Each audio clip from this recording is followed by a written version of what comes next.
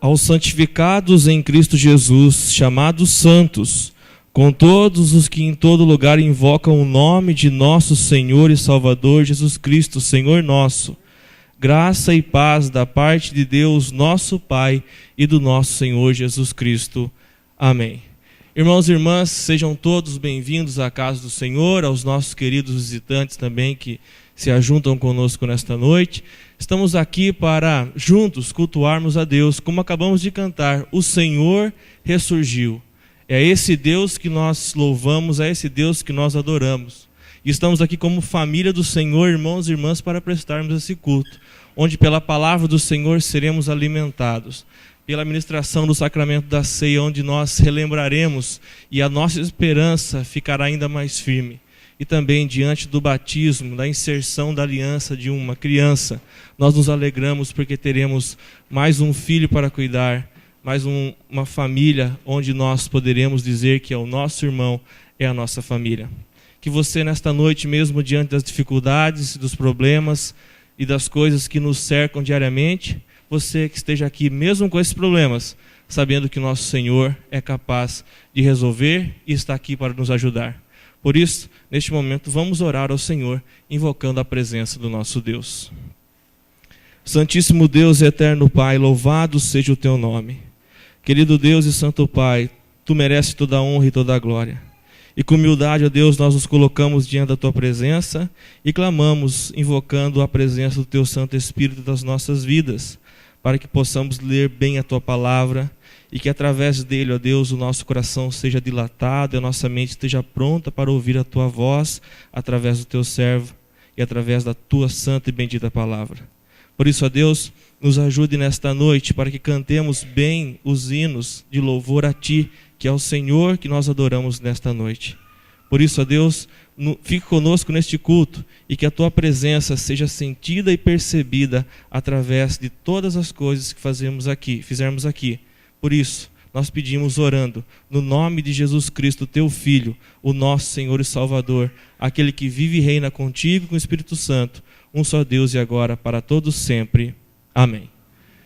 Convido os irmãos e irmãs para que se coloquem em pé, neste momento do nosso culto de adoração a Deus, onde nós leremos a palavra de Deus, o Salmo de número 16.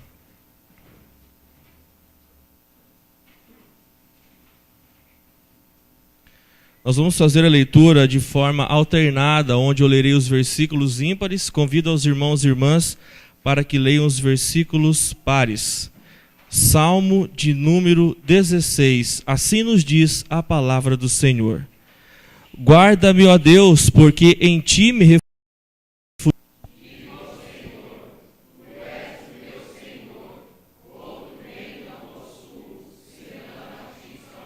Quanto aos santos que há na terra, são eles os notáveis, nos quais tenho todo o meu prazer.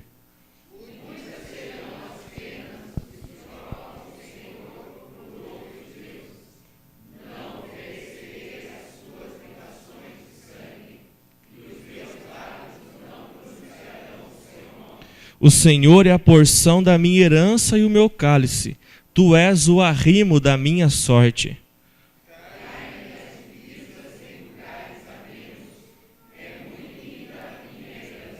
Bendigo o Senhor que me aconselha, pois até durante a noite o meu coração me ensina. O Senhor tem sempre a minha presença, estando ele à minha direita, não serei abalado. Alegra-se, pois, o meu coração, e o meu espírito exulta, até o meu corpo repousará seguro.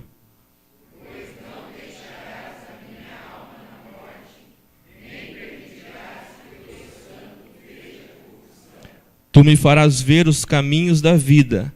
Na tua presença há plenitude de alegria. Na tua destra, delícias perpetuamente. Vamos orar.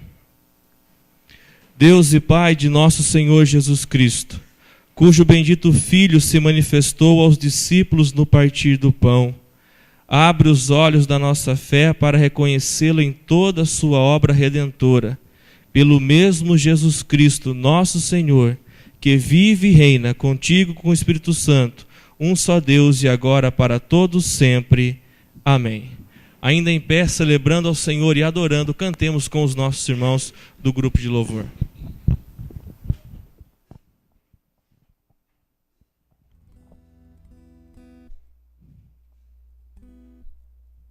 Adoremos ao Senhor, que reina sobre tudo e sobre todos.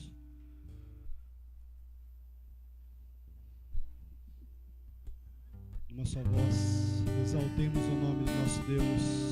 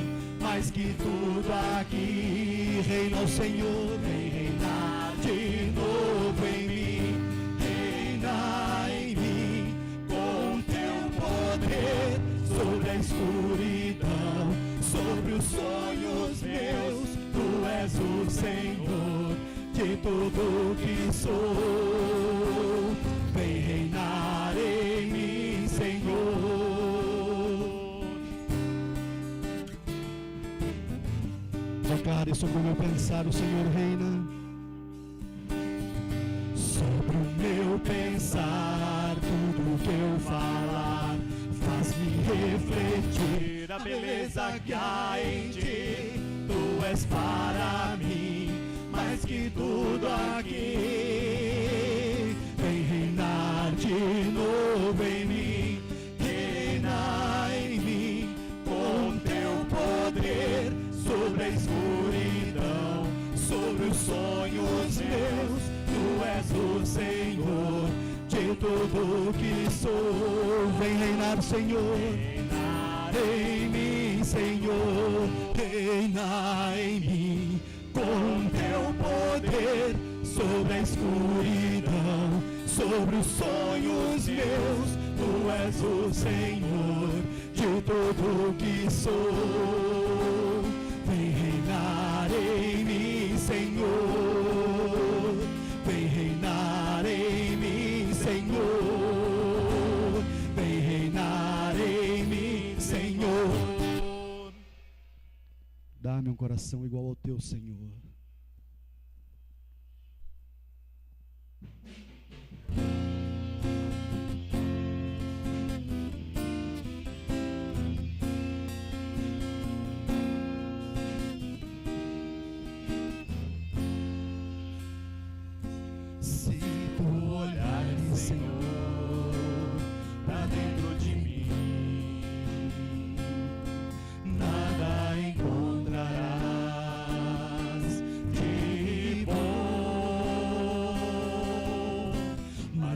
Desejo eu tenho de ser transformado.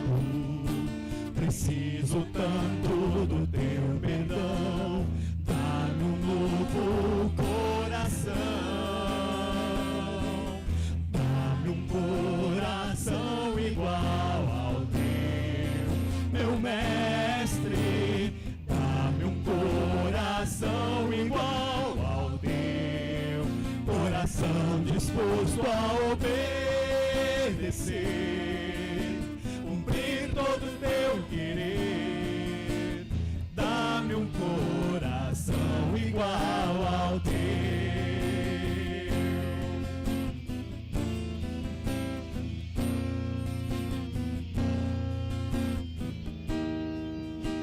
tu olhares, Senhor, se tu olhares, Senhor, pra dentro de mim, nada encontrará de bom. Mas o desejo eu tenho de ser transformado. Preciso tanto do teu perdão, dá-me um novo coração, dá-me um coração igual ao teu, meu mestre, dá-me um coração igual ao teu, coração disposto a obedecer, cumprir todo o teu querer. Dá-me um coração igual ao teu. Dá-me um coração, Senhor. Dá-me um coração igual ao teu, meu mestre. Dá-me um coração igual ao teu, coração disposto a obedecer, cumprir todo o teu querer. Dá-me um coração igual ao teu. Ensina-me, Senhor, ensina-nos a Deus. Ensina-me a amar o meu irmão, a olhar com teus olhos, perdoar com teu perdão. Enche-me com teu Espírito, endireita os meus caminhos. Ó Deus, dá-me um novo coração. Enche-me com teu Espírito, endireita os meus caminhos. Ó Deus, dá-me um novo coração. Dá-me um coração igual ao teu, meu mestre. Dá-me um coração igual ao teu, coração disposto a obedecer, cumprir todo o teu querer. Dá-me um coração igual ao teu. Dá-me um coração igual ao teu, coração disposto a obedecer, cumprir todo o teu querer. Dá-me um coração igual ao teu. Descanse no Senhor, descansarei. A igreja pode se sentar.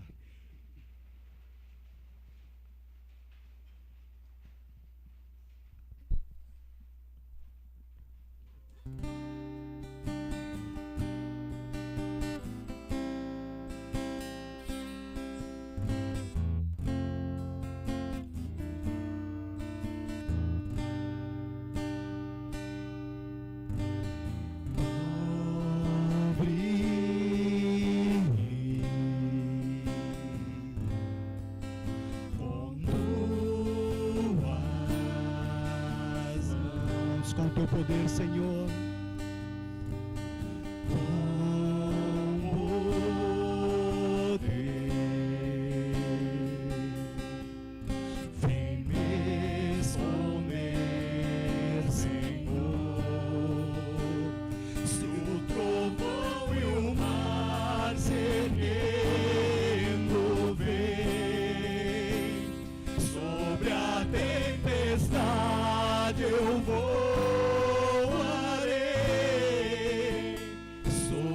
As águas tu também és rei, descansarei, pois sei que és Deus.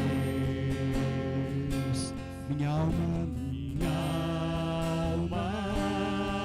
está segura em ti, Senhor, segura. só tu sabes, ó Deus. Sabes bem que em Cristo vive estás.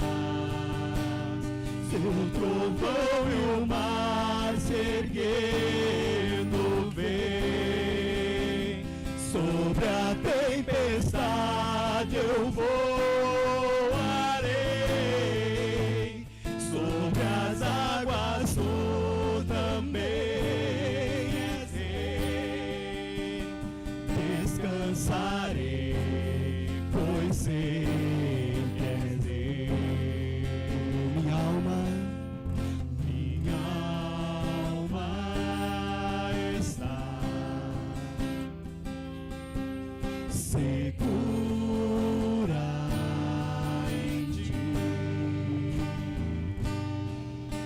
Sabes bem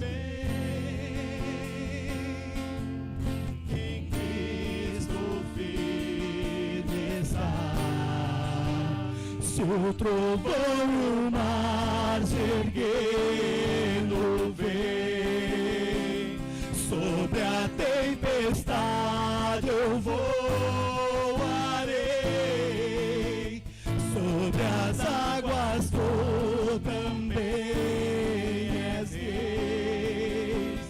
Descansarei, pois sei que és Deus. Se o trovão e o mar se erguendo vem, sobre a tempestade eu voarei, sobre as águas tu também és rei.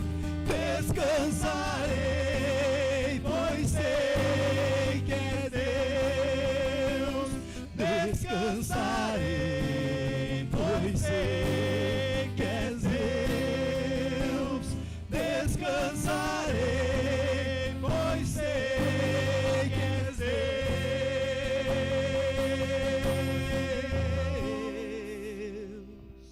Pai Santo, Pai querido, receba, Senhor, o nosso louvor, a nossa adoração.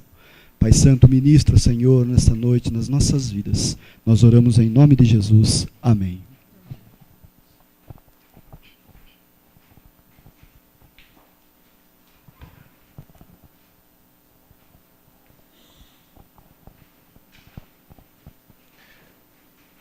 Nós, no momento da nossa liturgia agora, nós passaremos para o momento de confissão dos nossos pecados. Este momento é tão importante quanto todos os outros do culto, é um momento onde eu e você temos a oportunidade, somos convocados para pedirmos perdão pelos nossos erros, pelas nossas falhas, a revermos a nossa vida diante de Jesus Cristo, nosso Senhor. Por isso, o apóstolo Paulo, na sua carta aos Colossenses, capítulo de número 3, os versículos de 12 a 17, nos exortam neste momento para prepararmos o nosso coração e pedirmos perdão pelos nossos pecados. Diz assim a palavra do Senhor na carta do apóstolo Paulo aos Colossenses, capítulo 3, dos versículos 12 a 17. Revesti-vos, pois, como eleitos de Deus, santos e amados, de ternos afetos de misericórdia, de bondade, de humildade, de mansidão, de longanimidade. Suportai-vos uns aos outros, perdoai-vos mutuamente, caso alguém tenha motivo de queixa contra outrem. Assim como o Senhor vos perdoou, assim também perdoai-vos. Acima de tudo isto, porém, esteja o amor, que é o vínculo da perfeição. Seja a paz de Cristo o árbitro em vosso coração, a qual também fostes chamados em um só corpo, e sede agradecidos. Habite ricamente em vós a palavra de Cristo, instruí-vos e aconselhai-vos mutuamente em toda a sabedoria, louvando a Deus com salmos e hinos e cânticos espirituais, com gratidão em vosso coração. E tudo o que fizerdes, seja em palavra, seja em ação, fazei-o em nome do Senhor Jesus, dando por ele graças a Deus Pai. Que neste momento eu e você, nós vamos orar pela nossa vida e pedirmos a Deus perdão pelos nossos pecados. Que neste momento eu e você possamos nos arrepender verdadeiramente e confiar no nosso Deus. Fiquemos alguns instantes em oração silenciosa.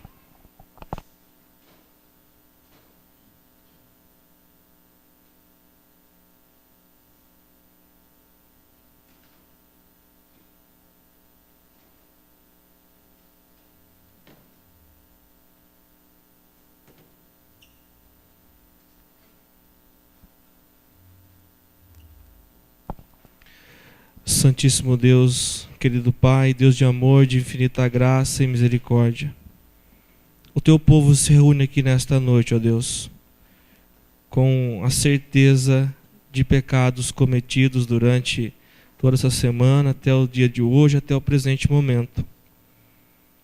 Mas com humildade, ó Deus, nós nos colocamos diante da Tua presença, que é santa e bendita, confiando, ó Deus, em Cristo Jesus, o Teu Filho, aquele que ressuscitou dos mortos e intercede por nós neste momento.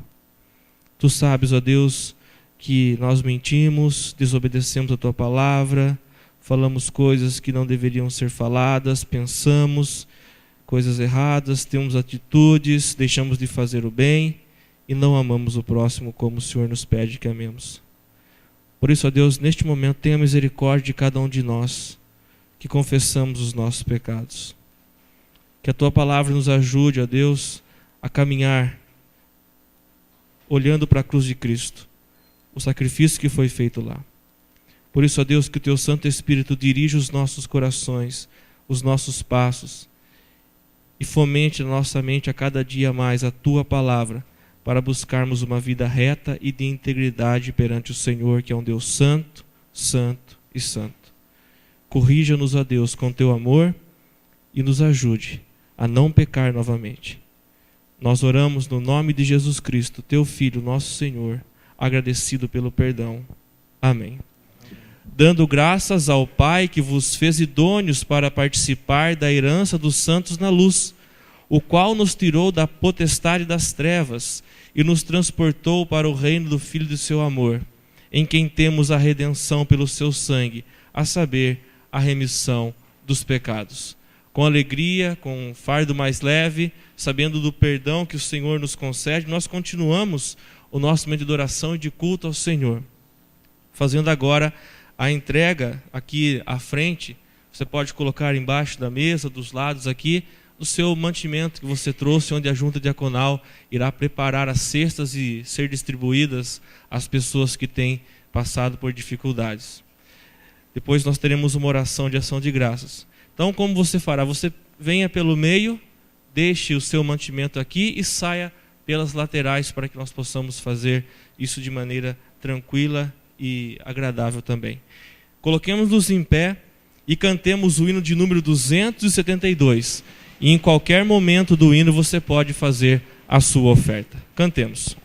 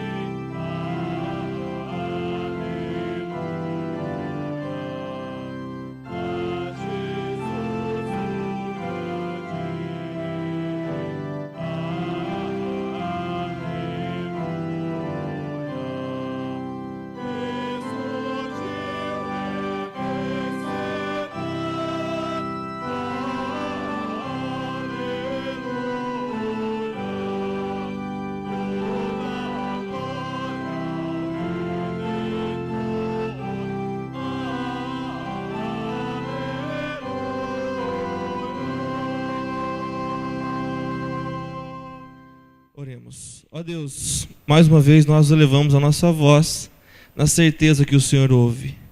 E agradecemos, ó Deus, imensamente por esta oportunidade de podermos contribuir, ó Deus, com aquelas pessoas que têm precisado. Ajude, ó Deus, para que possamos distribuir de forma correta e urgente aquelas pessoas que precisam desses mantimentos. Abençoe, ó Deus, a vida de cada diácono que serve aqui nesta igreja, e que a cada dia mais todos nós tenhamos generosidade no nosso coração para podermos ofertar. Por isso, ó Deus, nós te agradecemos por tudo que o Senhor tem nos dado e por tuas bênçãos derramadas sobre as nossas vidas, sobre a nossa casa e sobre a nossa família. Orando agora neste momento, no nome de Jesus Cristo, teu Filho, o nosso Senhor. Amém. Da carta de Paulo aos Colossenses, capítulo 3, versículos de 1 a 11. Colossenses 3, de 1 a 11, diz assim a palavra do Senhor. Portanto, se fostes ressuscitados juntamente com Cristo, buscai as coisas lá do alto, onde Cristo vive, assentado à direita de Deus. Pensai nas coisas lá do alto, não das que são aqui da terra, porque morrestes, e a vossa vida está oculta juntamente com Cristo em Deus. Quando Cristo, que é a nossa vida, se manifestar, então vós também sereis manifestados com Ele em glória. Fazei, pois, morrer a vossa natureza terrena, prostituição, impureza, paixão lasciva, desejo maligno e a avareza, que é a idolatria. Por estas coisas é que vem a ira de Deus sobre os filhos da desobediência. Ora, nessas mesmas coisas andastes vós também, noutro tempo, quando vivieis nelas. Agora, pois, despojai-vos igualmente de tudo isto: ira, indignação, maldade, maledicência, linguagem obscena do vosso falar. Não mintais uns aos outros, uma vez que vos despistes do velho homem com os seus feitos, e vos revestistes do novo homem, que se refaz para o pleno conhecimento, segundo a imagem daquele que o criou, no qual não pode haver grego nem judeu, circuncisão nem incircuncisão, bárbaro, cita, escravo, livre, porém Cristo é tudo em todos. Bondoso Deus, amorável Pai, Santíssimo Senhor de todas as coisas, que quer falar conosco por meio da Tua palavra, que abre diálogo com a nossa pequenez por meio da revelação escrita, nós te suplicamos agora, Deus, que a nossa mente pequena, afetada pelo pecado, insatisfatória, possa receber do Senhor iluminação suficiente do Teu Espírito, de modo que a Tua palavra seja adequada às nossas mentes, que ela se conforme dentro em nós e nos transforme, ó Deus, em tudo quanto ela deseja que sejamos. Que Teu Espírito, com graça e liberdade, opere em nós nesta noite, levando-nos à plena e pronta obediência ao Evangelho. É em nome de Jesus Cristo que nós rogamos. Amém. A gente pode sentar.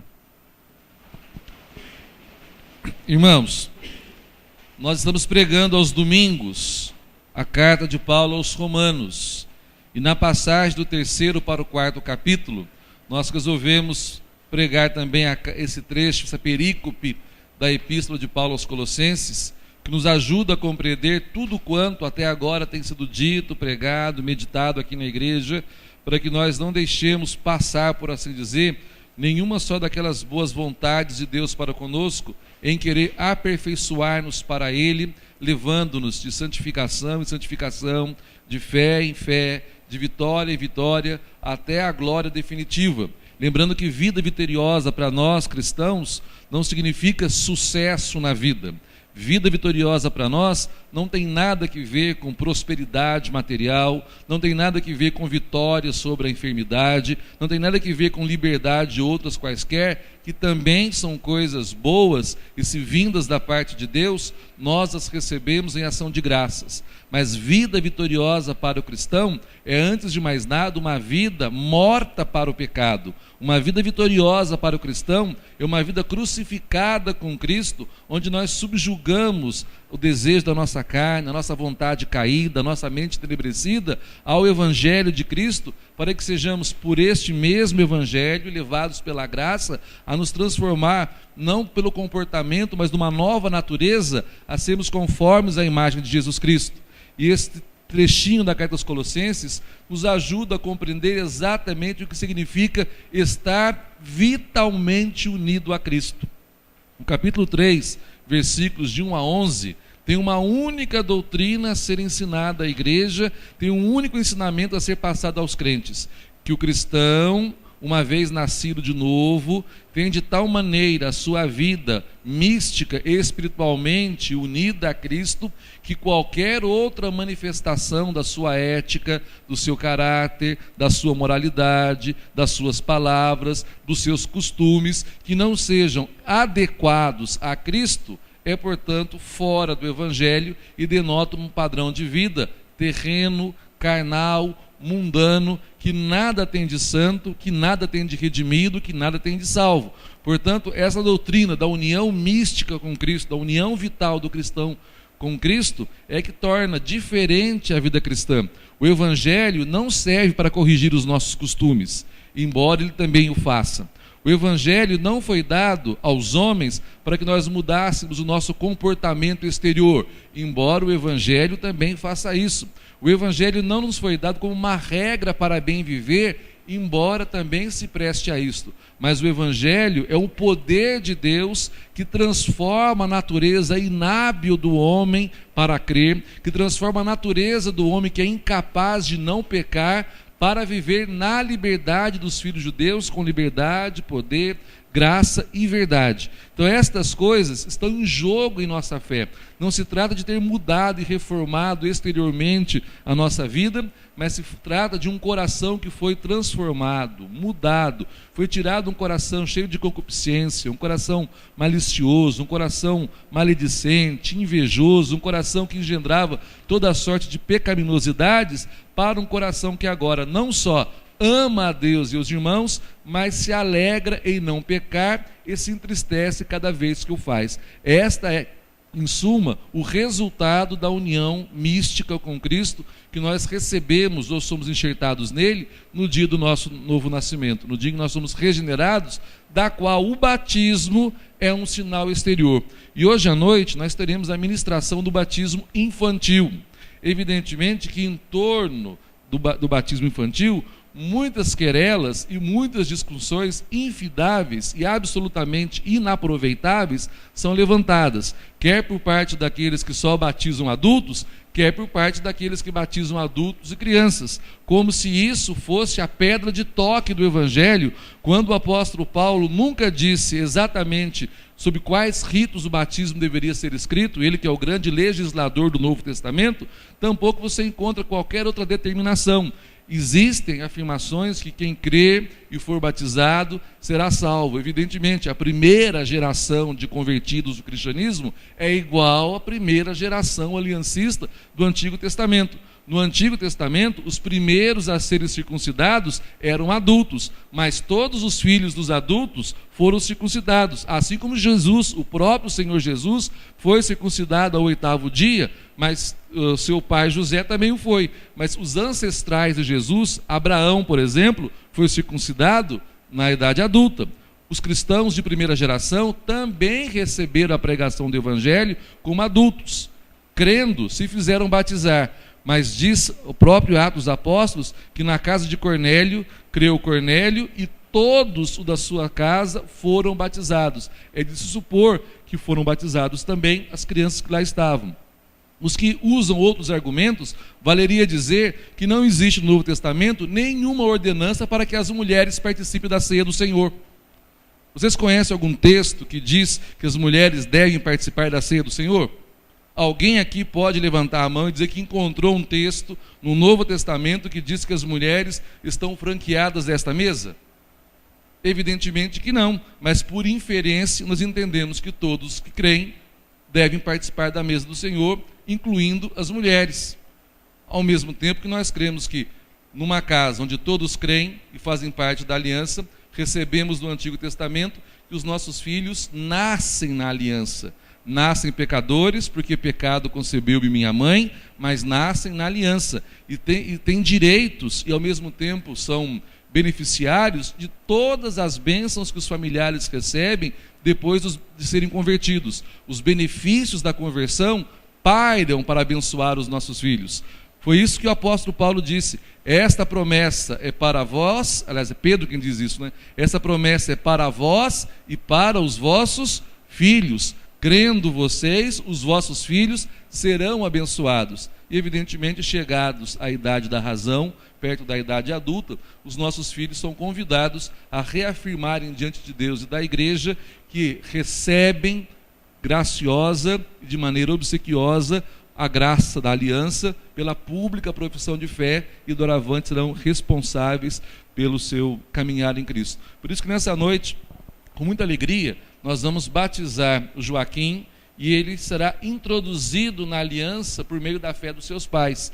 Os seus pais hão de garantir-lhe pelo bom comportamento, pela oração, pela leitura da Bíblia, por trazer-lhe no tempo devido à escola dominical, por encaminhar-lhe na igreja, fazê-lo desde a mais tenra idade aprender a amar o Senhor. Porque Provérbios 22:6 diz: educa a criança no caminho que ela deve andar, e quando ela for velha, não se desviará dele. E este caminho é aberto por meio do rito do batismo, onde as crianças são introduzidas na vida da aliança. Posto isso, a carta de Paulo aos Colossenses, nessa noite, nos ajuda a compreender como esta vida na aliança, como esta vida unida a Cristo, traz benefícios bastante importantes para a qualidade da vida espiritual dos crentes. Mas antes de entrarmos no texto, nós temos que compreender o contexto. O apóstolo Paulo escreve esta carta aos Colossenses mais ou menos por volta do ano 60 da nossa época. E me parece que a igreja de Colossos sofria o mesmo que sofria Gálatas e também as igrejas para as quais Pedro escreve. Eram igrejas que estavam sofrendo perniciosa influência de falsos mestres. Pessoas que estavam se arvorando de pastores, arvorando-se de conhecedores da palavra, pessoas que tinham uma pública piedade muito afetada, estavam achando-se no direito de conduzir a vida daquela comunidade, porém eram pessoas cegas para o evangelho, com mente obscurecida pela mundanidade, sem nenhuma experiência de conversão, não unidos a Cristo, e que ensinavam aquela comunidade, ou queriam influenciar aquela comunidade, segundo sabe-se lá o que se passava em suas mentes. E Paulo então escreve esta carta, antes de mais nada, para refutar tais erros. O propósito da carta aos Colossenses é confrontar a suficiência e a excelência de Cristo com o vazio e a profunda inadequação de uma religião fundada apenas e tão somente na sabedoria humana. Vá por mim, os perigos da igreja de Colossos são os perigos que se apresentam para a igreja de todos os tempos. Todas as igrejas, de vez em sempre, aparece alguém com uma moda, com uma novidade, com alguma coisa trazida em algum lugar que tem aparência de sabedoria, tem aparência de ser algo diferente, tem aparência de ensinar os crentes a fazer quaisquer coisas, mas profundamente desconectada do evangelho. Tanto é verdade, basta dar um rolezinho pelos Facebooks dos crentes desta e de outras igrejas, quanta gente dando um curtir e apoiando o pensamento do padre Fábio de Melo. O meu colega de tempos antigos, ele nada mais diz do que o que todo mundo quer ouvir a respeito da boa natureza dos homens, como os homens têm que valorizar os aspectos morais bons que elas possuem, como elas devem viver vidas éticas segundo a sua consciência, mas não há confrontação do pecado, não há denúncia da malignidade. As pessoas são confrontadas com a realeza e a santidade de Cristo. Ninguém é levado a abandonar os seus pecados. São coisas que são ditas que são bonitas. Elas são verdadeiras até certo ponto, mas elas não deveriam ser verdadeiras a tal ponto de serem norteadoras para as nossas vidas. Afinal de contas, o que ele diz, Dalai Lama também fala.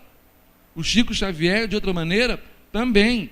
E nenhum destes três me parecem estar demonstrando a sobreexcelência de Cristo sobre o vazio e, ao mesmo tempo, a estreiteza e a falibilidade da mente humana. Nós não seguimos nem o padre Fábio de Mello, nem o reverendo doutor Augusto Nicodemos Lopes, tanto quanto não seguimos nem Calvino, nem Martinho Lutero e nem o Papa Francisco. Nós não servimos ninguém, mesmo que apresente credenciais de pessoas sábias e muito iluminadas. Essas pessoas talvez nos ajudarão de maneira crítica a olhar a nossa própria vida e talvez a compreender se estão no Evangelho ou não.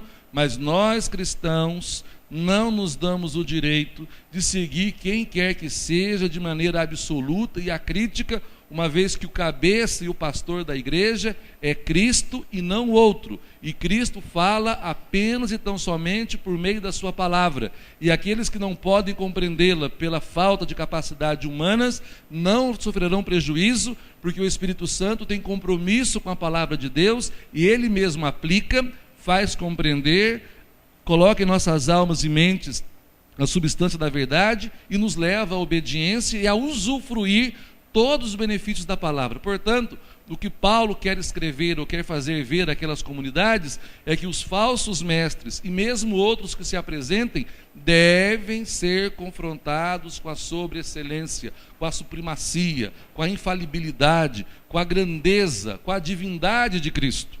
E quais eram os perigos que Paulo vê naquela comunidade? Eu elenquei alguns deles nos capítulos precedentes, capítulos 1 e 2 da Carta aos Colossenses. O primeiro perigo é do cerimonialismo.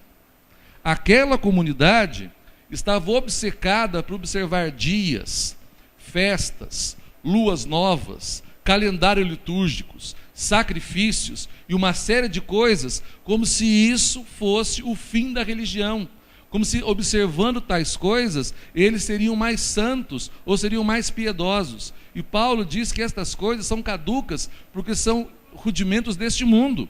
Quando nós olhamos para a igreja evangélica hoje, nós encontramos as mesmíssimas coisas: fogueiras santas, campanhas de oração, campanhas de vitória, unção de carteira de trabalho, unção de não sei mais o que, até o suor do sujeito lá é abençoado. Um dia eu e o Durval, se eu não me engano, nós vimos vindo, acho que era o Elber, aquela senhora que estava de joelhos diante da fotografia do chapeludo lá, como é o nome dele, o Valdomiro Santiago. Tinha uma senhora na calçada, sem nenhum pudores, ela ajoelhou, abriu os braços e estava orando, voltado para a fotografia do Valdomiro Santiago. Seguramente, você poderia dizer que alguém doente, alguém fraco de cabeça, alguém que tivesse algum problema, mas não, ela foi induzida àquilo, apesar e a despeito das suas dificuldades, a fazê-lo, porque alguém disse que assim fazendo, ela estaria debaixo da bênção de Deus. E acontece em muitas igrejas que se dizem evangélicas, também atrelarem a sua experiência de Cristo com experiências como orar no monte, como se orar no monte fosse mais piedoso e Deus nos ouvisse mais, porque a gente foi orar no monte. Como se eu, orando deitado na minha cama, não tivesse nenhum efeito.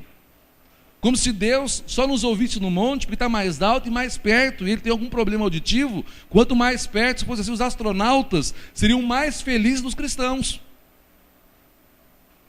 E assim nós temos uma série de campanhas tentando domesticar Deus, tentando fazer com que Ele atenda a nossa boa vontade, porque o cerimonial traz alguma coisa sagrada, traz alguma coisa santa, como se aquilo fosse suficiente para religar-nos ou reconciliar-nos com Deus. A segunda coisa que Paulo critica na carta aos Colossenses é o ascetismo. Não coma isso, não coma aquilo, não toque aquele outro, não pegue. Estas regrinhas para dominar a vontade é mais ou menos aquilo que a maçonaria diz, que pelo cultivo das virtudes é possível desbastar a pedra bruta para tornar numa pedra lisa. O homem, por sua vontade própria, não pode melhorar-se, porque não trata de comportamento, não se trata de de uma nova ética, não se trata de fazer coisas novas. A natureza nossa, ela é morta em pecados e em delitos, como fala a carta aos Efésios. Nós somos pessoas incapazes de fazer o bem que agrada a Deus, e quando nós queremos fazer o bem a despeito da graça e longe do Evangelho, o máximo que nós fazemos é agradar a nós mesmos, é fazer coisas que nós gostamos, é para nos sentir felizes no final das contas, é para que nós nos sintamos bem em última instância. O ascetismo é um problema, o ascetismo está presente na igreja cristã evangélica também hoje. Há muitas coisas que nós queremos fazer para demonstrar piedade, nos impomos uma série de provas. Está na moda hoje o desafio, tem igrejas evangélicas já impondo desafio aos crentes, desafio do dízimo, desafio da oferta. Contribua com tanto que você terá uma bênção do tamanho da sua contribuição. Esse ascetismo que proíbe roupas, corte de cabelo, que proíbe ler livros, que proíbe assistir filmes no cinema, como se nós fôssemos contaminados, se de alguma maneira tivéssemos contato com a cultura. Evidentemente que nem tudo nos convém, mas o apóstolo Paulo também diz: provai todas as coisas e retei o que é bom.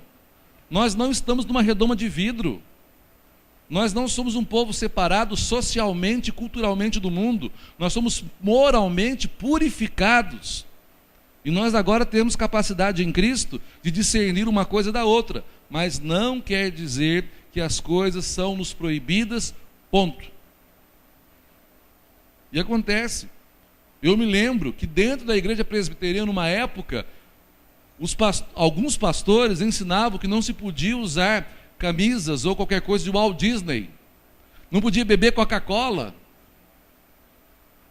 Eu fico imaginando o Railton, agora ele não bebe mais, mas naquela época ele devia ter sofrido. Não bebe Coca-Cola, né? Outras coisas ele continua bebendo. Ele não bebe mais Coca-Cola. Vocês imaginam naquela época, quando alguém falou para ele que a Coca-Cola era do diabo, que lendo Coca-Cola de trás para frente era um nome satânico. Quantos engoliram isso? Roupas de tal cor. Irmãos, o ascetismo é um problema. Como se essas coisas elas fossem moralmente perigosas, quando na verdade elas são moralmente neutras. Elas não dizem respeito de coisa alguma, não trazem malefício nenhum. Mas isso acontecia na igreja de Colossos. As pessoas pareciam ser mais santas. Algumas comunidades fazem isso. São mais santos porque não cortam o cabelo, ou porque não pintam a unha. São mais santos porque não usam determinado tipo de roupa. São mais piedosas porque vão... Essas coisas não têm absolutamente um pingo de verdade segundo o Evangelho, e diz o apóstolo Paulo: para nada serve, a não ser para escravizar-nos ainda mais. Outra coisa é a adoração de anjos. Houve um tempo que os cristãos estavam encanados nessa história de anjos. Tinha anjo para tudo. Todo mundo queria estudar angiologia. Os pais passaram até a colocar o nome nos filhos cabalísticos, porque coincidentemente os Miguel e os Michael são mais vencedores, né? Michael Jordan, Michael Jackson, Michael não sei das quantas, Michael Splits, né? Agora é Theo que está na moda, todo mundo chama Theo agora, é incrível, né? Porque Theo é Deus, aí quem sabe esse nome capta. Para nós não faz sentido. E essa adoração, esse culto de coisas à parte de Deus, à parte de Cristo, também era um problema na igreja de Colossos. O ocultismo. Na igreja de Colossos haviam sociedades secretas, pessoas que tinham conhecimento arcano, eram iniciados, passavam por ritos secretos e misteriosos, porque tinham mais sabedoria que os outros. O apóstolo Paulo fala que o intelectual e o analfabeto estão em igual condição diante de Deus. O intelectual não será salvo porque compreende bem as coisas. O ignorante não vai para o inferno porque não pode compreender tudo. Mas na verdade ambos vão para o céu se forem recebidos por Cristo no seu evangelho e se exercerem fé sobre ele. Porque é Cristo quem salva, não um mérito ou demérito humano. É só Cristo quem salva. Nós não vamos para o céu porque somos santos. Isso não vai acontecer. Somos santos porque já estamos no céu, e também não deixaremos de ir para o céu porque somos pecadores. Porque todos os que vão para o céu são pecadores, são redimidos por Cristo. Então não há mérito nem demérito em nossa saída para o céu, porque é graça, isso não depende de vós, fala o apóstolo Paulo na carta aos Efésios, no capítulo 2, no versículos 8, 9 e 10. Portanto, pretender que nós temos um conhecimento que os outros não têm, porque somos iniciados, orar em línguas para que ninguém entenda. O apóstolo Paulo fala, olha, pode orar em línguas, não há nenhum problema, mas tem que interpretá-las. Se não houver quem interprete, não ore em línguas, porque isso escandaliza, como se nós tivéssemos um poder e um mistério pairando sobre nós, e isso não acontece. Qualquer visão, qualquer outra coisa que não for conforme as Escrituras, nós também não aceitamos. Já falei para vocês por que nós não aceitamos revelação. Porque se ela for conforme as Escrituras, nós ficamos com as Escrituras. Se for contra, nós a rejeitamos. Como já possuímos as Escrituras, não precisamos de outras revelações. Porque Deus nos fala cabalmente em Cristo. Capítulo 1 da Epístola aos Hebreus diz assim: outrora, no passado, Deus falou de muitas maneiras aos nossos pais por meio dos profetas. Mas nesses dias, que são os últimos, Ele nos fala por meio do seu Filho. Que Filho é esse? Ele é o resplendor, a essência, a exatidão do caráter do Pai, que sustenta o universo por meio da sua palavra. Cristo nos fala por meio da palavra. E agora, como que Paulo então responde a estas coisas? Primeiro, ele fala que Cristo, nele há a plenitude da divindade. Quem não tem Cristo, não tem Deus. É impossível ter Deus sem Cristo. Segundo, ele fala que esse Cristo é preexistente sobre todas as coisas e tudo depende dele. Então não tem dias mais santos, nem dias menos santos, nem festas grandiosas, nem festas menores. A única realidade que satisfaz é receber a Cristo, é adorar a Cristo, é confiar em Cristo, é celebrar a Cristo, é pertencer a Cristo. Isso em qualquer dia, em qualquer hora, em qualquer momento. Tendo o domingo como um dia dado pela lei, que agora vivemos na graça, celebrando a esse mesmo Cristo. E fala por último, que Cristo é a única realidade que conta. Esqueçam os anjos, esqueçam os líderes religiosos, esqueçam as pessoas grandes, esqueçam os homens que estão em proeminência, para nós basta Cristo. Então vamos agora ao capítulo 3, versículo 1, depois dessa introdução, para entendermos porque Paulo escreveu essa carta.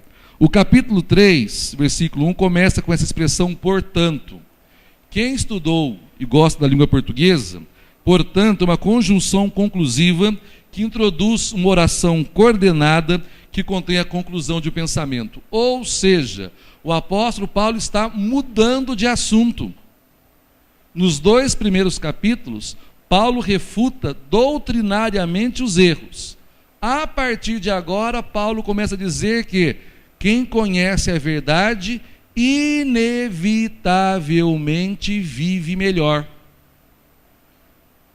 Estava conversando no conselho ontem, foi no conselho que nós conversamos ontem sobre um irmão que tem o maior desejo de vir para a nossa igreja, não é isso? Encontrei com o irmão esses dias, irmão muito caro aos nossos corações. Ele diz assim: reverendo, eu morro de saudade da Central, eu quero voltar para a igreja Central. Aquelas pregações, aqueles estudos de quarta-feira, aquilo acalentava o meu coração, mas eu tenho um problema com a eleição. Eu não consigo aceitar a eleição, eu não consigo aceitar a predestinação. E aí o Railton lembrou uma aula que foi dada aqui há muito tempo, que eu disse que, olha, não compreender ou não aceitar eleição ou predestinação não põe ninguém no inferno de per si. Basta que a pessoa creia em Cristo como seu único e suficiente Salvador, mas que melhora muito a nossa qualidade de vida espiritual, dá muito descanso às nossas almas, tira muitos temores do nosso coração e torna a nossa mente bem mais tranquila quando nós cremos que não depende de nós em última instância. Porque se dependesse de nós qualquer coisa, eu e você já teríamos desistido de Cristo há muito tempo. Porque nós temos muitas razões para não continuar crendo. Nós temos muitas razões para não continuar obedecendo. Nós temos muitas razões para entrar no pecado e ali ficar. Mas se nós não o fazemos, é porque existe uma graça irresistível que nos prende a Cristo e nele nos persevera até a volta dele mesmo. Então esse pensamento do apóstolo Paulo é: Quem crê na verdade e crê com verdade viverá inevitavelmente melhor do que os outros homens que não podem crer. Por quê? Porque a doutrina leva a uma nova ética, a novos sentimentos e uma nova visão do mundo. Então vamos ver do que se trata o capítulo 3. Primeiro, o apóstolo Paulo fala dos benefícios de estar unido a Cristo. Quais são os benefícios de estar unido a Cristo? Primeiro, nós já morremos com Cristo. Quem estava na escola dominical hoje de manhã, quando estudamos o catecismo de Heidelberg, nós falamos isso. O pecado já não tem mais poder sobre nós. A culpa do pecado já não nos atinge mais. Os que estão em Cristo não temem o inferno, porque não podem ser culpados de algo que Cristo já pagou por nós. Já morremos com Ele. E a influência que temos do pecado agora, o Espírito Santo, por meio dos meios de graça e de sua própria atuação, Ele mesmo vai nos libertando da influência do pecado agora. Mas da culpa do pecado, nós já não tememos mais, morremos com Cristo. O que significa dizer que por mais que o mundo nos seduza, não poderá seduzir-nos de maneira fatal, porque nós estamos presos a Cristo. E Cristo disse: aqueles que o Pai me der, de maneira nenhuma eu lançarei fora. Os que pertencem a Ele, com Ele permanecerão até a sua volta. Morremos com Cristo, mas mais, ressuscitamos com Cristo, o que significa que agora existe uma vida nova em nós. O apóstolo Paulo diz: esta vida que eu a vivo presente na carne, eu a vivo pela fé no Filho de Deus. Nós vivemos em Cristo, estamos nele, Ele vive em nós. Terceiro, o cristão não vai para o céu. Você acha que você vai para o céu? Quem acha que vai para o céu? Quem levanta a mão? Estão com medo de levantar a mão por quê? Sabe por que o cristão não vai para o céu? Porque ele já está no céu. Você não leu a carta aos Colossenses? Lê aí, não sou eu que estou dizendo, é a Bíblia que diz isso. Capítulo 3. Buscai as coisas do alto, onde Cristo vive assentado à direita de Deus. Pensai nas coisas lá do alto, não nas que são aqui da terra, porque morrestes e a vossa vida está oculta juntamente com Cristo em Deus. A nossa vida já está oculta, escondida em Cristo, em Deus. Nós não esperamos entrar nos céus agora, nós esperamos ser glorificados para estar com Cristo no céu. No céu nós já estamos. O autor da carta aos Hebreus já disse: nós somos concidadãos dos santos. A carta aos Efésios fala a mesma coisa, somos concidadãos dos santos, já temos a nossa cidadania garantida, já temos a nossa morada assegurada. Vou preparar-vos um lugar, e Ele foi. E eu quero que onde eu estou, esses estejam comigo. E nós estamos com Cristo lá. A ressurreição de Cristo já nos introduziu do céu. É interessante que nós acabamos de ter a experiência, esta semana, do passamento do Sr. Firmino. O que o Sr. Firmino espera agora? A mesma coisa que eu e você esperamos agora, só que de uma maneira diferente. Ele espera que o corpo dele seja-lhe devolvido gloriosamente para estar com os santos. Mas ele já está no lugar de onde ele nunca saiu, depois que ele foi colocado por Cristo. E nós estamos no mesmo lugar que ele, em Cristo. O que muda é só a realidade ôntica, mas é verdadeira. Tanto é que nós não nos despedimos. A gente não fala um adeus definitivo. No fundo é um até logo, um até breve. Logo nos veremos novamente com esses mesmos olhos, agora glorificados. Mas separados, os que estão em Cristo, nem a morte pode separar, porque já estamos com Ele na glória. Já estamos com Ele na glória. Por último, quando Cristo voltar, quando Ele aparecer novamente, nós também estaremos lá. Estaremos para sempre com Ele, como fala a carta aos Tessalonicenses. Significa que nem a morte, nem a vida, nem a altura, nem a profundidade, nem a espada, coisa alguma pode separar-nos do amor de Deus manifestado em Cristo Jesus. Esta é a certeza do cristão. Agora, o apóstolo Paulo fala de coisas do alto e de coisas da terra. E uma má interpretação desse texto pode fazer-nos ter uma vida assim, achando que o mundo não presta e que nós temos que viver uma vida separada do mundo. Mas não é isso que Paulo fala. Vá ao capítulo 2, versículo 8. Quais são as coisas da terra? As coisas da terra são filosofias e vãs sutilezas, conforme a tradição dos homens, conforme os rudimentos deste mundo. É viver apoiando-se na sabedoria humana, na experiência humana, na ética humana.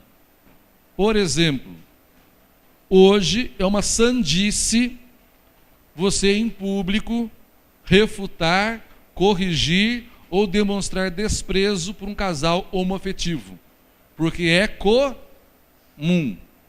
E a igreja foi educada por mim que uma coisa é o comum e a outra coisa é o normal. Normal é um casal heterossexual. Comum são relações homoafetivas. Em qualquer lugar você encontra. É comum.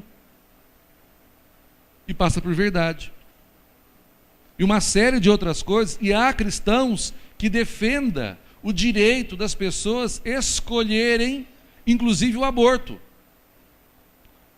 Quantas mulheres dizem, meu corpo, minhas regras? Mas esquece que é um Deus que diz, meu universo, minhas regras. E você faz parte deste universo de Deus. E isso acontece. Em todos os níveis. É mundanismo pautar a vida pelo comum, pela trivialização dos princípios, pela inversão de valores, pela vida marcada pela sutileza de homens inteligentes com discursos inflamados. Versículos 16 a 20 do capítulo 2 fala dos cerimonialismos, da aparência de sabedoria, de piedade, que no fundo não passam de culto de si mesmo. Quantas vezes, irmãos, aqui mesmo na nossa igreja, alguém pediu para fazer um culto diferente, e quando eu perguntei o que seria o diferente deste culto, seria apenas o desejo de exercitar o ego, a vaidade, a moda vazia, a concupiscência, como se o culto fosse mais apreciável a Deus se tivesse luzes coloridas, fumaça de gelo seco, gente dançando aqui na frente, né, Vanessa? Dança para lá, dança para cá, dança para lá, como se isso tornasse o culto. Nossa, agora estamos cultuando a Deus. Agora Deus vai receber esse culto porque nós fizemos algo. Isso é um vazio, isso é mundanismo, isso é carnalidade, isso é falta de escritura, porque é falta de Jesus Cristo. A única coisa que nós precisamos dar a Deus é aquilo que Ele mesmo requer nas Escrituras. Não mais, não menos. Porque é os nossos corações que Ele quer, não as coisas que o nosso coração cogita. Significa que Ele quer a nossa obediência e não as coisas que nós fazemos para Ele. Irmãos, os versículos de 5 a 11 do capítulo 3 falam então quais são as coisas do alto. A adoração verdadeira leva para uma nova vida fundada em Cristo. A adoração do alto, buscar as coisas do alto, não tem nada que ver com as coisas que se passam dentro desse templo. Você quer saber o que são as coisas do alto? Você precisa ler Filipenses 4, versículo 8. Se você puder abrir a sua Bíblia ou marcar para ler em casa, buscar as coisas do alto, adorar a Deus, é viver Filipenses 4, 8. Você quer saber o que é a adoração que Deus aceita? Abra sua Bíblia depois em Romanos 12, 2 seguintes. Leia o capítulo 13 inteiro da carta aos Romanos. Leia os capítulos 4, 5 e 6 da carta aos Efésios. E lá está o que significa as coisas do alto. Lá se encontram as coisas do alto. E nós não fazemos estas coisas como regra. Nós fazemos como uma extensão da nossa natureza redimida.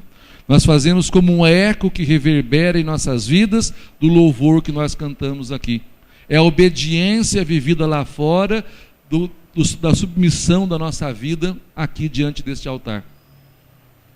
Nisto significa buscar as coisas do alto. Quero terminar dizendo quais são as 4 implicações para você levar para a sua casa deste culto, desse texto. Primeiro, é preciso que eu e você cresçamos na segurança da obra realizada de Cristo. Não há nada mais que nós possamos fazer a não ser descansar nas promessas dele. Você não precisa de nenhuma grande experiência. Você não precisa de nenhum arrepio. Você não precisa de nenhuma crise de choro. Você não precisa de nenhuma visão. Você não precisa de nenhum milagre. Você precisa acreditar que as Escrituras são verdadeiras. Ponto. Só isso. Você precisa tomar posse do que está escrito e dizer: isso diz respeito a mim. E Jesus disse que aqueles que nele creem, ainda que morram, ele ressuscitará no último dia. Ele disse que aqueles que lhe pertencem, ele não jogará fora. Ele disse que os nossos pecados foram perdoados no seu sangue. Ele disse que nós estamos com ele agora nas regiões celestiais. Ele mesmo disse que preparou-nos um lugar e lá estaremos com ele para sempre. E ele disse que quando ele voltar, nos levará com ele e nos terá para sempre com ele. Por isso que temos que tomar posse e descansar nessas coisas. Nada pode roubar de nós essa segurança, nem a morte iminente, nem os perigos da carne, nem os inimigos da fé, nem o mundo hostil, nem a nossa própria pecaminosidade ou falência deveriam sufocar-nos. Você precisa crescer, e eu preciso crescer, na graça e no conhecimento de Cristo, por meio das Escrituras. Ou esta palavra é verdade para nós, ou tudo que você quer sentir e experimentar não passará de vã sugestão da carne ou engano de Satanás. A Bíblia não nos pede para sentir, a Bíblia nos manda entender. Conhecereis a verdade e a verdade vos libertará. Segunda coisa, é preciso centrar a nossa vida no Evangelho. Ler, meditar, estudar, praticar, viver. Não se trata de conhecer muito. Nós não seremos salvos pela quantidade de coisas que conhecemos da Bíblia. Demonstramos que somos salvos pela quantidade de coisas que praticamos daquilo que conhecemos. Quem conhece pouco, pratica pouco. Quem conhece muito, tem chance de praticar mais. É preciso centrar a vida em Cristo. 3. É preciso confrontar e submeter ao Evangelho a ética e um culto que não tenha Cristo. Se você está numa comunidade, numa igreja, ou se você um dia apresentar-se para este culto e aqui Cristo não for exaltado, Cristo não for pregado, Cristo não for amado, Cristo não for obedecido, Cristo não for proposto na primeira e última palavra, saia desta igreja ou saia de qualquer outra igreja. Qualquer pastor, qualquer pregador que apontar para qualquer direção que não seja para Cristo, que aponte para os milagres, que aponte para as promessas, que aponte para a bênção, que aponte para a religião, que aponte para outro ídolo, que aponte para outra pessoa, mas que não aponte exclusivamente para Cristo, faça um favor à sua alma. Não coloque-se em perigo, porque a única realidade que satisfaz é Cristo. Portanto, uma ética e um culto que não ponham Cristo no centro, não parta de Cristo, não volte para Cristo, para nós é pernicioso. Por último, anuncie a Cristo. Quanto mais falamos de Cristo para as pessoas, mais Cristo fala de nós para o Pai. Porque Ele é o nosso intercessor. Ele é o nosso advogado. Ele intercede dia e noite por nós diante de Deus. E quanto mais falamos de Cristo para os homens, mais Cristo fala dos homens para o Pai.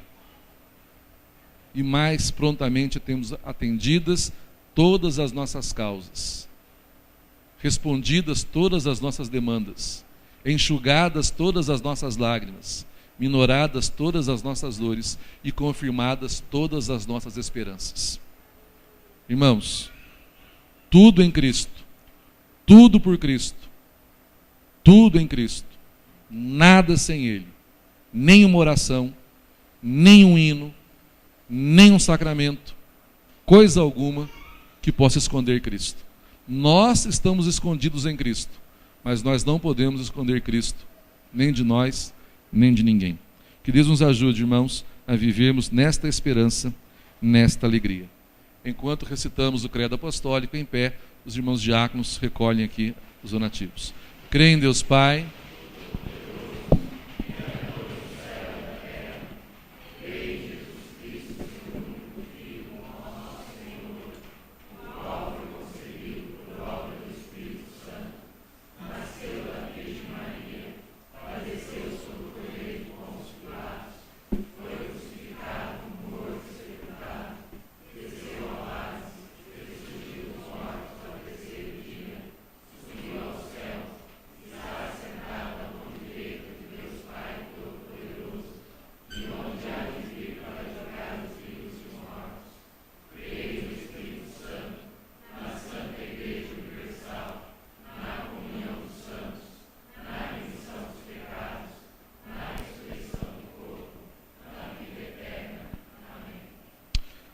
queremos que venha à frente o Bruno, a esposa, Karen, Joaquim,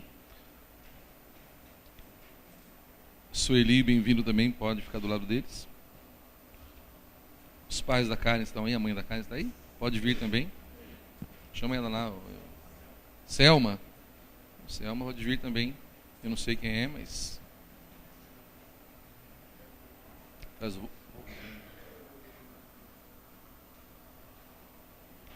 Os presbíteros também podem ficar do lado de cada mesa. Procederemos então, amados, rito solene do batismo, quando Joaquim será introduzido na aliança, e rogamos a Deus que esse gesto visível e exterior seja confirmado nos céus e que Joaquim cresça em estatura, sabedoria e graça diante de Deus, diante dos homens, e no tempo devido ele mesmo faça a sua pública profissão de fé e seja uma bênção para todos nós aqui na igreja, tanto quanto neste tempo de formação nós desejamos sê-lo. Bruno e Karen, é com alegria que vocês se apresentam nesta comunidade cristã para o rito solene do batismo do Joaquim. Por isso eu passo a perguntar-vos: vocês confessam conosco a fé exclusiva em Deus Pai, Filho e Espírito Santo, um só Deus que subsiste em três pessoas, o Pai que nos deu o Filho como nosso único e suficiente Salvador, e o Pai e o Filho que dos céus enviaram o Espírito para nos consolar e guiar-nos a toda a verdade? Vocês confessam isso? Vocês recebem e confessam conosco os 66 livros da Bíblia Sagrada como única regra de fé e prática e prometem que, crendo na palavra de Deus, vocês vão, no tempo devido, fazer com que o Joaquim aprenda a ler, para que ele por si mesmo leia as Escrituras e chegue à consideração da verdade. E nesse tempo vocês prometem ler as Escrituras por ele, para ele, e apresentarem a ele os mistérios da nossa fé? Prometem? Vocês prometem, pelo Joaquim, trazê-lo à escola dominical, sempre que for possível, trazê-lo ao culto em todas as oportunidades convenientes, orar com ele e por ele, apresentando-o diuturnamente a Deus, para que ele cresça desde a mais tenra infância, acostumando-se às alegrias dos céus que já vivemos na igreja? Prometem? Deus, que vos confiou o Joaquim e lhes deu este bom propósito, os conduza sempre mais à vida eterna. Amém. Oremos. Bendito Deus, amantíssimo Pai que estás nos céus, louvado seja o teu nome, porque numa noite festiva como essa, onde a tua palavra já foi pregada, e na iminência, ó Deus, de participarmos dos dois sacramentos da tua igreja, nós agora recebemos, ó Deus, o Joaquim como bênção para esta igreja. Louvamos o teu nome pela Karen e pelo Bruno, pedindo a Deus que o Senhor dê a eles sabedoria, discernimento e santidade no Senhor, para educar o pequeno Joaquim. E a nós, como igreja, irmãos mais velhos na fé, nos capacite, ó Deus, para que possamos servir também, junto com a Karen e o Bruno, de referência na vida do pequeno Joaquim. Louvado seja o teu nome. Em Cristo Jesus nós oramos. Amém, Senhor.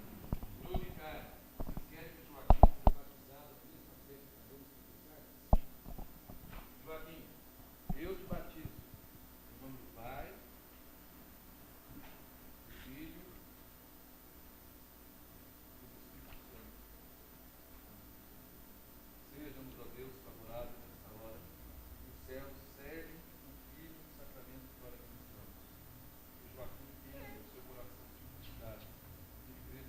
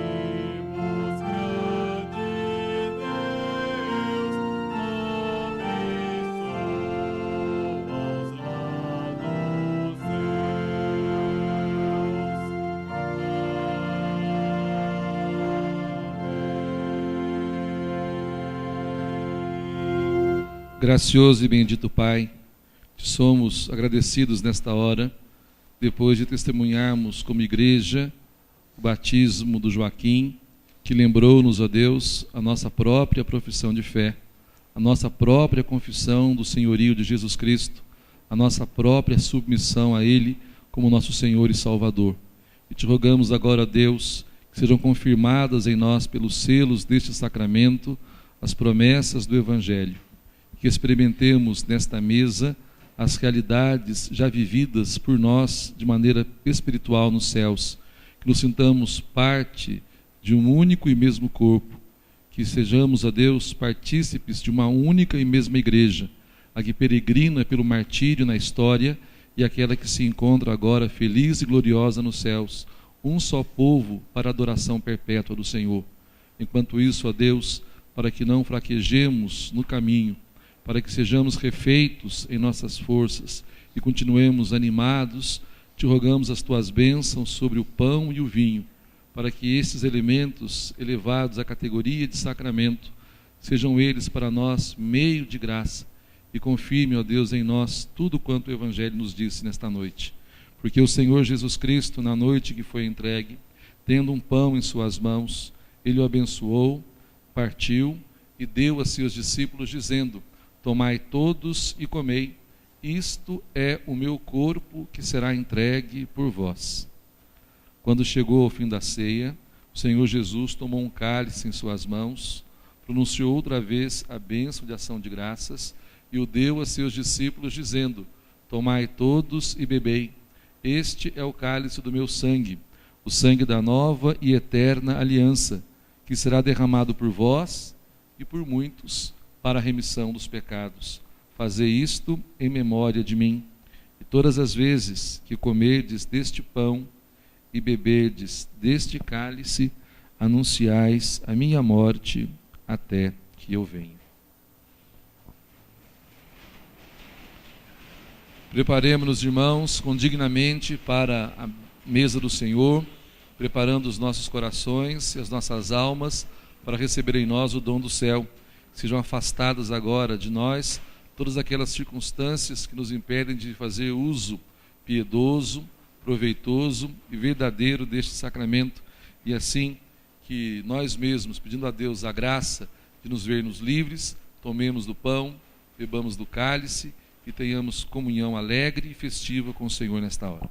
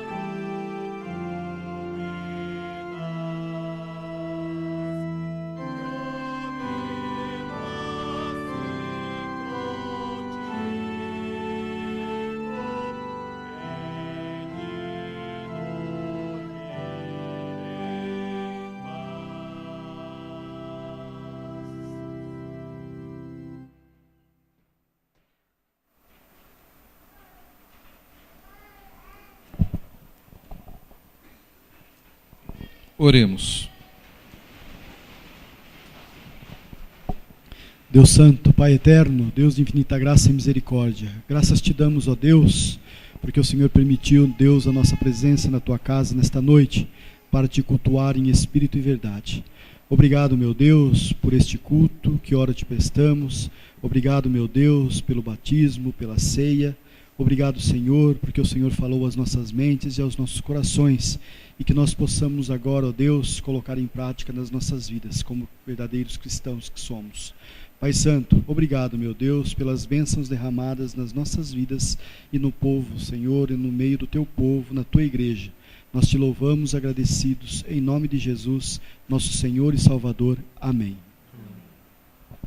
A graça de nosso Senhor e Salvador Jesus Cristo, o amor de Deus, o nosso Pai, e as consolações ternas do Espírito Santo desçam sobre vós e convosco permaneçam para sempre.